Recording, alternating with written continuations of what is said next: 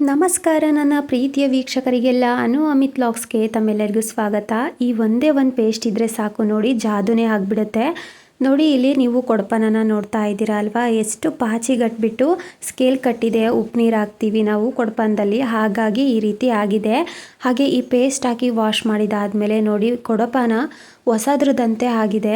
ಬನ್ನಿ ಹಾಗಾದರೆ ಈ ಜಾದು ಪೇಸ್ಟನ್ನು ಯಾವ ರೀತಿ ತಯಾರಿಸೋದು ಅಂತ ನೋಡೋಣ. ಹಾಗೆ ಯಾರೆಲ್ಲ ಇನ್ನು ನನ್ನ ಚಾನಲ್ನ ಸಬ್ಸ್ಕ್ರೈಬ್ ಮಾಡದೆ ಈ ವಿಡಿಯೋನ ನೋಡ್ತಾ ಇದ್ದೀರಾ, ದಯವಿಟ್ಟು ಸಬ್ಸ್ಕ್ರೈಬ್ ಮಾಡಿಕೊಂಡು ಸಪೋರ್ಟ್ ಮಾಡಿ. ಈ ಪೇಸ್ಟ್ ಮಾಡೋದಕ್ಕೆ ಮೊದಲನೇದಾಗಿ ನಾನು ಟಾಯ್ಲೆಟ್ ಕ್ಲೀನರನ್ನು ಬಳಸ್ತಾ ಇದ್ದೀನಿ.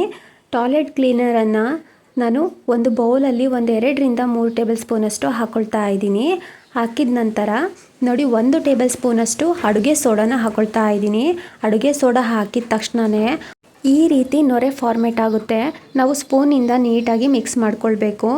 ಟಾಯ್ಲೆಟ್ ಕ್ಲೀನರನ್ನು ಹಾಗೆ ಸೋಡಾ ಪುಡಿಯನ್ನು ನೀಟಾಗಿ ಮಿಕ್ಸ್ ಮಾಡ್ಕೊಳ್ಬೇಕು.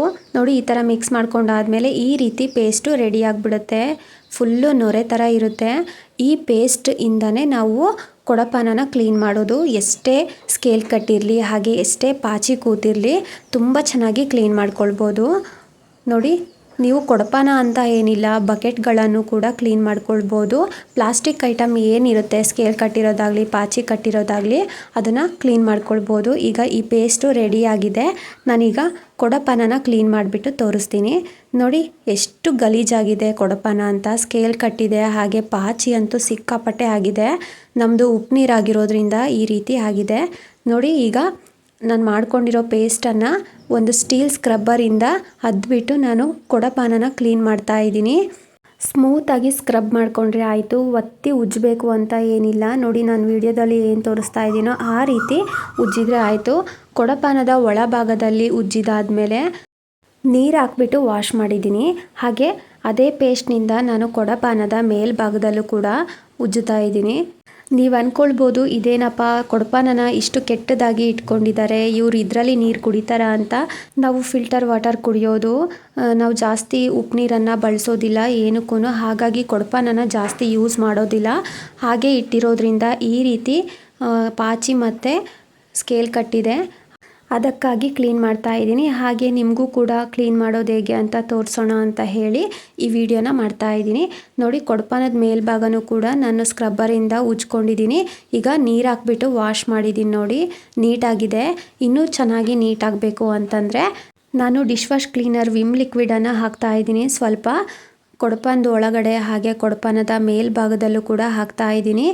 ಈಗ ಸ್ಕ್ರಬ್ಬರಿಂದ ಕೊಡಪಾನದ ಒಳಭಾಗದಲ್ಲೂ ಹಾಗೆ ಕೊಡಪಾನದ ಮೇಲ್ಭಾಗದಲ್ಲೂ ಕೂಡ ಉಜ್ಕೊಂಡ್ರೆ ಆಯಿತು, ನೀಟಾಗಿ ಕ್ಲೀನ್ ಆಗಿಬಿಡುತ್ತೆ.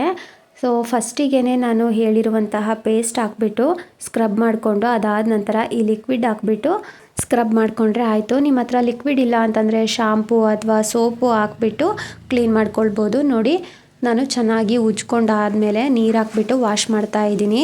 ಎಷ್ಟು ಚೆನ್ನಾಗಿ ಕೊಡಪಾನ ಕ್ಲೀನ್ ಆಗಿದೆ ಅಂತ ನೀವು ನೋಡ್ಬೋದು. ಒಳಗಡೆ ಸ್ವಲ್ಪನೂ ಪಾಚಿ ಇಲ್ಲ, ಅಷ್ಟು ಚೆನ್ನಾಗಿ ಕ್ಲೀನ್ ಆಗಿದೆ. ನೀವು ಕೂಡ ಈ ರೀತಿ ಟ್ರೈ ಮಾಡಿ. ನಿಮ್ಮ ಮನೆಯಲ್ಲಿ ಏನಾದರೂ ಬಕೆಟ್ಗಳಾಗಲಿ ಕೊಡಪಾನ ಆಗಲಿ ಈ ರೀತಿ ಸ್ಕೇಲು ಅಥವಾ ಪಾಚಿ ಗಟ್ಟಿದ್ರೆ ಈ ವಿಧಾನದಲ್ಲಿ ಕ್ಲೀನ್ ಮಾಡ್ಕೊಳ್ಳಿ. ತುಂಬಾ ಈಸಿಯಾಗಿ ಕ್ಲೀನ್ ಮಾಡ್ಕೊಳ್ಬೋದು. ನಿಮ್ಮೆಲ್ಲರಿಗೂ ಇವತ್ತಿನ ಈ ವಿಡಿಯೋ ಯೂಸ್ಫುಲ್ ಅಂತ ಅನಿಸಿದರೆ ಪ್ಲೀಸ್ ನನ್ನ ಚಾನಲ್ನ ಸಬ್ಸ್ಕ್ರೈಬ್ ಮಾಡ್ಕೊಳ್ಳಿ. ಹಾಗೆ ಲೈಕ್ ಮಾಡಿ, ನಿಮ್ಮ ಫ್ರೆಂಡ್ಸ್ಗೆ ಫ್ಯಾಮ್ಲೀಸ್ಗೆಲ್ಲ ಈ ವಿಡಿಯೋನ ಶೇರ್ ಮಾಡಿ. ಹಾಗೆ ನಿಮ್ಮ ಅಭಿಪ್ರಾಯನ ಕಮೆಂಟ್ ಬಾಕ್ಸಲ್ಲಿ ಕಮೆಂಟ್ ಮಾಡಿ ತಿಳಿಸಿ. ಈ ವಿಡಿಯೋನ ನೋಡಿರೋ ತಮ್ಮೆಲ್ಲರಿಗೂ ಧನ್ಯವಾದಗಳು.